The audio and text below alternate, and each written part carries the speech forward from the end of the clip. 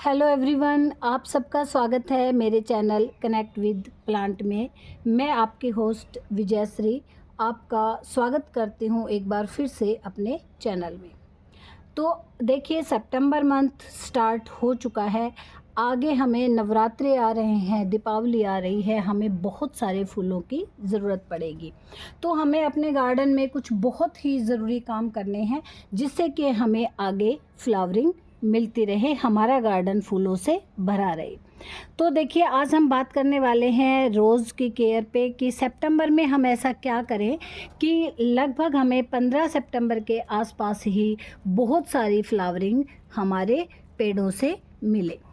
ये जो टाइम है ना, अभी ये गुलाब जो है वो डोरमेंसी से निकल गए हैं और अभी इनका जो ग्रोइंग सीजन है वो बिल्कुल स्टार्ट हो गया है। तो अब हमें क्या क्या केयर करनी है मैं आपको बताती हूँ स्टेप बाय स्टेप। आप देखिए, सबसे पहले तो आप जो पत्तियाँ ख़राब हैं इस तरह की, स्प्रे हमने कर दिया खूब, लेकिन देखिए नई ग्रोथ आ गई है बहुत अच्छी, लेकिन कुछ कुछ पत्तियां हमारी अभी भी बची हुई हैं। तो छोटे प्लांट हैं ना, तो आप इनकी इन जो लीव्स हैं उनको हटा दीजिए। आप देखिए इस तरह इसमें नई ग्रोथ आ गई, लेकिन ये बेसल रूट हैं जो कि हमारे ग्राफ्टिंग से नीचे हैं, उनको आप कट कर दीजिए। बहुत अच्छे से आप अपनी जो ज़मीन है उसकी गुड़ाई कर दीजिए। आप देखिए, और प्रूनिंग कर दीजिए यदि आपने नहीं की है तो।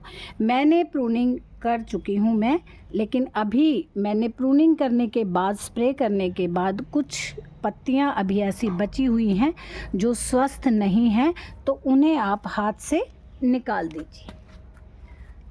आप देखिए, इस तरह से यदि आपका डाई बैक हो रहा है तो उसे और नीचे से आप कट कर दीजिए और उस पर फंजीसाइड लगा दीजिए। जब आप कट करें तो ध्यान रखें इसे 45 डिग्री पे काटें, ताकि यदि बारिश एक आध हो भी जाए तो उसके ऊपर पानी ना रुके। यहाँ से आप देखिए डाई बैक होने लग गया है, तो मैं इसे रिस्क ना लेके यहीं से कट कर दूँगी। अब देखिए, मैंने इसकी भी प्रूनिंग कर दी थी, इसकी हालात मैंने आपको दिखाई थी, लेकिन ये लगभग बच गया है मेरा प्लांट। अब और दिखाइए, और आ जाइए।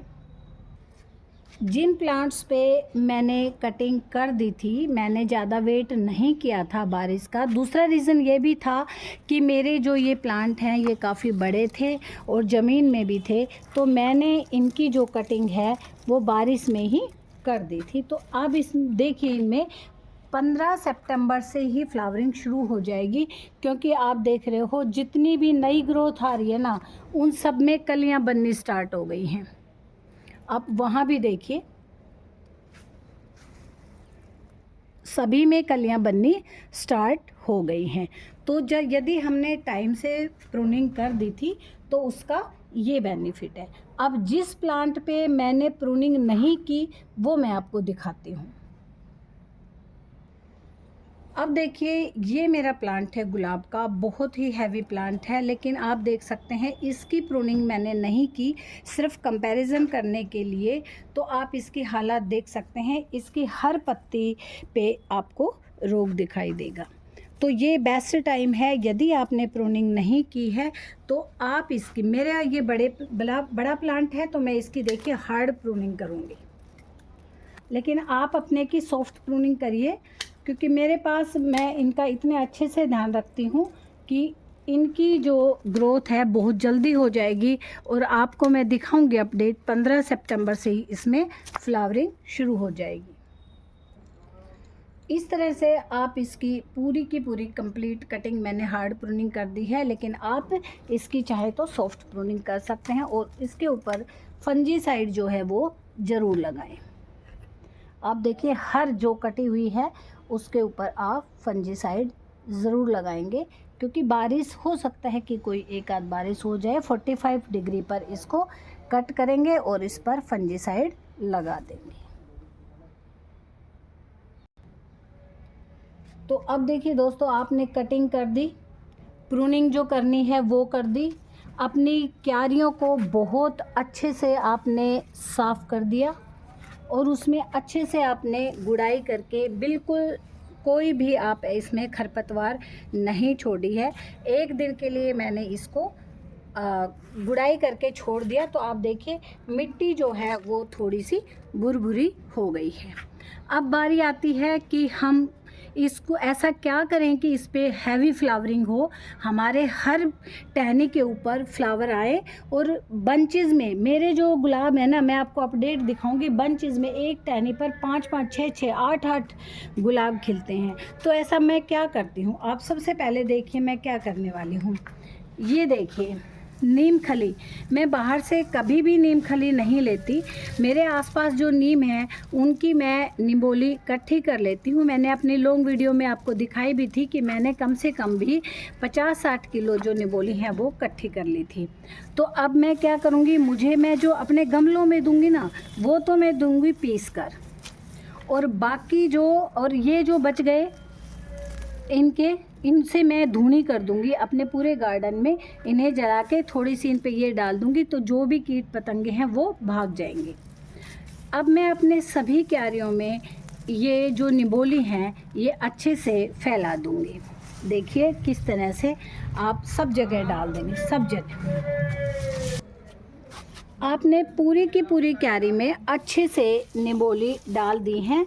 नीम खली जो होती है वो, क्योंकि ये ओरिजिनल होती है, इसमें जो ऑयल है वो भी होता है, तो इसे आप पूरी क्यारी में फैला के इस तरह से मिला देंगे। उसके बाद हम क्या करेंगे, हम जो गोबर का खाद है, मैंने काउ डंग कंपोस्ट, क्योंकि मेरे सारे जो प्लांट है ना उनके पोषक तत्व बिल्कुल निकल चुके हैं, तो मुझे इनको ऐसा कोई ड्रिंक देना है जो इनमें तुरंत एनर्जी आ जाए। तो आप देखिए मैंने जो काउ डंग कंपोस्ट था मेरा, उसको मैंने कम से कम भी 3-4 दिन के लिए अच्छे से भिगो लिया है। आप देखिए अब मैं इसको सबसे पहले अपने प्लांट में डाल दूँगी। जो मेरे रोज़ के प्लांट हैं उन सभी में डाल दूँगी। अच्छा, उसके बाद मैं क्या करूँगी कि ये जो मेरे पास सरसों खल है, ये डालने के 1 वीक के बाद या 15 दिन के बाद मैं जो सरसों खल है इसको भिगो दूँगी 24 घंटे के लिए, और फिर मैं अपने प्लांट में डालूँगी। फिर आपके घर में जो भी केले के या प्याज के छिलके बचे हुए हैं उनको आप भिगो कर रखिए और बारी बारी से अपने प्लांट्स में डालते रहिए। मेरे पास मैं सारी चीज़ें इसलिए रखती हूँ क्योंकि मेरे पास बहुत सारे रोज़ के प्लांट हैं। तो अब आप देखिए, आपने ये ह्यूमिक एसिड एक तरह से बन गया, आपने ये डाल दिया, आपने नीम खली डाल दी, और आपने सरसों खली भी आप 15 दिन के बाद डाल देंगे। कुछ ऐसे और खाद मैं आपको बताने वाली हूँ कि जिनको आप टाइम टाइम पे ज़रूर डालते रहिएगा। हर 15 दिन के गैप पे आप चाय पत्ती डाल सकते हैं। देखिए चाय पत्ती जो अक्सर है ना हम डालते हैं अपनी चाय बनाने के बाद जो बची हुई है वो, उसको सुखा कर, लेकिन अब ये ऐसा मौसम रहा है पीछे 2 महीने का कि बारिश इतनी हुई है कि चाय पत्ती सुखाने की जगह नहीं थी और उसमें स्मेल बनी जा रही थी। तो अब मैं जो चाय पत्ती डालूंगी वो डालूंगी फ्रेश चाय पत्ती, और इसमें आप फिटकरी का पानी डाल सकते हैं एक बार हर 15-15 दिन के गैप पे। बता रही हूँ मैं, इन सभी फर्टिलाइज़र को एक साथ अप्लाई नहीं करना, बल्कि हर 15-15 दिन के बाद आपको इनको डालते रहना है। फिर देखिए आपके जो रोज़ हैं वो कैसे खिले खिले रहते हैं। अच्छा, नीम खली मैंने इसमें पूरी की पूरी डाली है, कट करके नहीं डाली, लेकिन मैं अपने गमलों में कैसे डालती हूँ वो मैं आपको दिखाती हूँ। ये देखिए गमले जो हैं इनमें मैं वो एज इट इज़ नहीं डालूँगी नीम खली। उसमें तो मैंने इसलिए डाला कि वो तो ज़मीन थी, वो स्लो धीरे धीरे फंगस को बिल्कुल भी नहीं लगने देंगी, इसलिए मैंने डाल दिया। लेकिन ये गमले छोटे हैं तो मैंने, आप देख सकते हो इन निम्बोलियों को, कुछ कुछ देखिए पीस आप पूरे के पूरे भी हैं, इसको ऐसे में मैंने पीस लिया है मिक्सी में, और मैं लगभग इतनी सी एक बार इस प्लांट में डालूंगी। फिर इसके बाद मैं इसमें काऊ डंग कंपोस्ट डालूंगी। फिर 15 दिन के बाद मैं सरसों खली डालूंगी। फिर मैं 15 दिन के बाद इनमें चाय पत्ती वाला पानी डालूंगी। फिर 15 दिन के बाद मैं इनमें फिटकरी वाला पानी डालूंगी। तो आप एक बार देखना कि आपके गुलाब किस तरह भारी फूलों से भर जाएंगे। फूलों की एक तरह से मैं कहूँ कि बाढ़ ही आ जाएगी। मैं आपको अपडेट दिखाऊंगी अपने फ्लावर के। आप देख सकते हैं 15 सितंबर से ही मेरे जो गुलाब हैं वो फूलों से भर जाएंगे। कलियां तो मैंने आपको दिखाई दी। तो इस तरह से यदि आप भी सितंबर के फर्स्ट वीक में अपने गुलाब की केयर करेंगे तो आपके गुलाब भी दीपावली से पहले बिल्कुल आपके गार्डन को बहुत ही सुंदर बना देंगे। तो दोस्तों, ये थी गुलाब की केयर एंड टिप्स। यदि आपको पसंद आए तो प्लीज़ लाइक करिएगा एंड शेयर करिएगा। देखिए कलियां बनने भी लग गई हैं। प्लीज़ दोस्तों लाइक एंड शेयर करना और पसंद आए तो सब्सक्राइब भी करना।